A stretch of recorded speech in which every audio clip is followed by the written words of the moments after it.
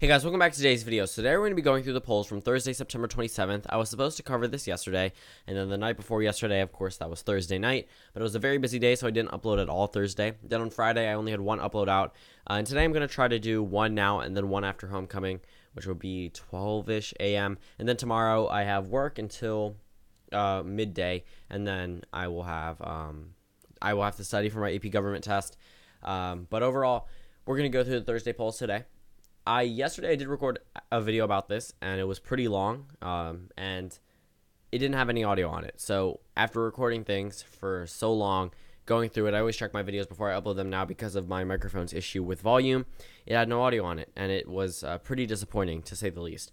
But right now we're going to go through the Thursday polls and just pretty much see what they say for 2018. So we start off with Pennsylvania, Michigan, California, and Delaware. The Senate races there.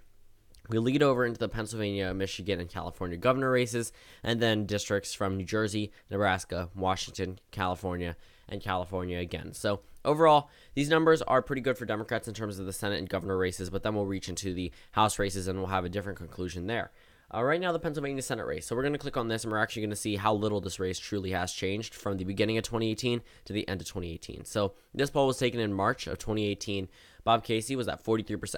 He is now at 50%. Lou Barletta was at 25%. He is now at 33%. Casey led by 18. Casey leads by 17 now. So done by the same polling company, Franklin and Marshall. Overall, all of these polls show Casey with a double-digit lead. This is a Donald Trump state. This is a state he won by 44,000 votes in 2016. There is no reason why this race shouldn't be close, except for the fact that Bob Casey is popular and the president is not. Many people are looking for Pennsylvania for pickups for the Democrats in the House of Representatives because some of those districts currently held by the GOP are already in the Democratic column, according to many political pundits. Now, that spells out really bad news, mainly because Pennsylvania had a whole redistricting thing, which tells other states that if they redistrict, they could possibly go into the favor of the Democratic Party. Not saying that's absolute for other states, like my home state of Maryland probably would have 2 GOP states if it wasn't so gerrymandered, but right now we have 7 Democrats and 1 Republican. Also, look over in North Carolina, a number of districts that are pretty gerrymandered, and not just in states like those, California, New York, areas that typically are either in the favor of one political party, sometimes have gerrymandered areas because, again, governorships definitely decide, which is why the 2018 governorships are very important, but not just for that reason. But that's pretty much getting off topic. Right now, Bob Casey is probably going to win this race. It's currently rated as, I believe, likely Democratic state. Likely Democratic state for the Democrats in the 2018 Senate elections, according to Real Clear Politics, and I don't disagree. Right now, when we look at these numbers, they haven't changed. A lot of people said that these races will get closer. No, they haven't at all. In fact, Bob Casey's numbers have gone up. Yes, Lou Barletta's numbers have gone up, but the margin is around the same. If we go back to NBC News, Casey plus 15. Then Rasmussen Reports, Casey plus 14. Morning Call, Casey plus 18. Then Franklin and Marshall again, the one who did the first poll taken back in early 2018, Casey plus 17. The overall average is Casey plus 16. We do not see a possibility of the GOP coming even close here at this point in time. Now we can go over the Michigan Senate race, another race held by a Democrat that was won by Donald Trump in 2016. Right now, Debbie Stabenow leads by 18.5%. Here's what's pretty interesting. Look at the first poll taken from Detroit News. Debbie Stabenow led by 21%. She now leads by 23%. Definitely an increase by 2%, not too much, but still, a 21% win wouldn't be too bad. A 23% win would be better. So when we look at these numbers, yes, I don't necessarily think it will be a 23-point race, but it's definitely going to be in the double digits in a state that Donald Trump won in 2016. Same thing applies here. Donald Trump is not popular here, and the Democratic incumbent senator is pretty popular in comparison to Trump or just in comparison to other politicians nationwide. Right now, when we look at the state of Michigan, people did think that this race, I mean, Fox News did give this a headline that it could be, quote-unquote, the closest race of 2018, but it wasn't.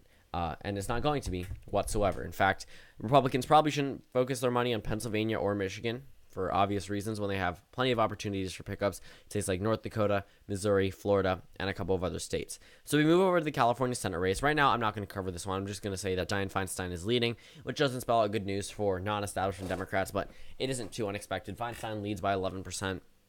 Overall, looking at the numbers, it's going to be a Democratic win for the one reason that there are only 2 Democrats on the ballot. So there really is no possibility for the GOP here whatsoever. Like, no possibility. Right now, if we go into the Delaware Senate race, this race is actually expanded The lead, Tom Carper leading by 37%. Go ahead and click on it. The lead before was 8%, according to Gravis. Tom Carper led by 8% in a previous poll. He now leads by 37%. This race is now in the safe Democratic column. Actually, was in the safe Democratic column before, but that poll definitely did say something a little bit interesting about the race itself. And that it may not be as safe as many people thought, but still, that pretty much covers our Senate races in Pennsylvania, Michigan, California, and Delaware, all of which are in the Democratic Party's favor by double digits. Now we can move over into the governor's races, again, from Pennsylvania and Michigan, and now in addition with California in the governor's race. Right now, when we look at these numbers, Pennsylvania, Michigan, California, Wolf plus 22, then Whitmer plus, Whitmer plus 8, and then Newsom plus 12. For some reason, Tom Wolf is leading more in Pennsylvania, in the state that Donald Trump won in 2016, by 10% more than a Democrat in California. Just think about that for a second. So we're going to start off with the Pennsylvania governor race. This race actually more for Tom Wolf than it is for Casey in the Senate race, but the overall average is 16.8% for Tom Wolf. He's a pretty popular incumbent governor. Again, this is a Democratic state from 2008 and 2012, but not in 2016. So it did have a turnover, but we're not seeing those Trump voters come out and vote for Republicans like they did in 2016. There was a Senate race back in 2016. I remember a lot of people thought it was going to go to the Democrats, and it didn't. So again, people do underestimate Republicans here, but not when the lead is 22% statewide. Again, if we go back to the first poll taken, Tom Wolf led by 17%. He now leads by 22%. So clearly an increase there. Right now, again, people say that the GOP will narrow this race leading into 2018. They've had months. They've had over a year, and it still hasn't done anything.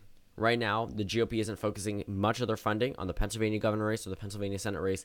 We're not expecting a GOP win whatsoever. In fact, this race likely could be in the 20% or top end of the teens for the percentage points and a win for the Democrats in the state of Pennsylvania and possibly the Michigan and most likely the Michigan Senate race as well. Not so much the governor race. So we're moving on to the Michigan governor race.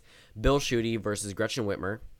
If you remember, Gretchen Whitmer defeated the Bernie Sanders-style candidate in the state of Michigan, which was pretty surprising considering Bernie Sanders won back in 2016 in the Democratic primary. Polling was completely inaccurate. I mean, it showed him behind by 30%, and then he went ahead and won in the state of Michigan. But right now, if we look at the Michigan governor race, it doesn't look like this establishment, quote-unquote, establishment Democrat isn't doing too bad in terms of polling data. If you look at the first poll taken, it wasn't too close. I mean, it was Whitmer plus 7, so it wasn't like a 1 to 2 point race, but now it's Whitmer plus 8. Definitely a change in terms of numbers. The overall spread is Whitmer plus 10.3, and the kill is the fact that this is a currently held GOP incumbent governorship. So if we look at the governor's map, right now, Michigan is currently in the likely Democratic column in terms of, I guess, how it's being viewed, and that moves it from the GOP to the Democratic Party, which is why it has stripes through it. Something just caught my attention. In the Oregon governor race, it has moved from the leaning Democratic column into the toss-up column, which is pretty interesting, mainly because Clout Research came out with a new poll that shows Brown plus 1, but they also showed Bueller plus 1 in the poll they took before. But overall, that race is going into the toss-up column. Nothing to do with the polls taken on Thursday, just interesting to see Oregon possibly going to the Republicans in a Democratic wave year. So Michigan has been covered. Now we can move over into the California governor race. So people before, when I covered the California governor primaries, people were arguing with me saying that this race would go to the GOP. We're not seeing those numbers, and we're not seeing any true possibility of that happening now. This could be an outlier, or it could be an indication of a closer race, but it's still a safe Democratic seat. This is California, stereotyped as the most Democratic state, even though it may not be, stereotyped as a, quote, communist state.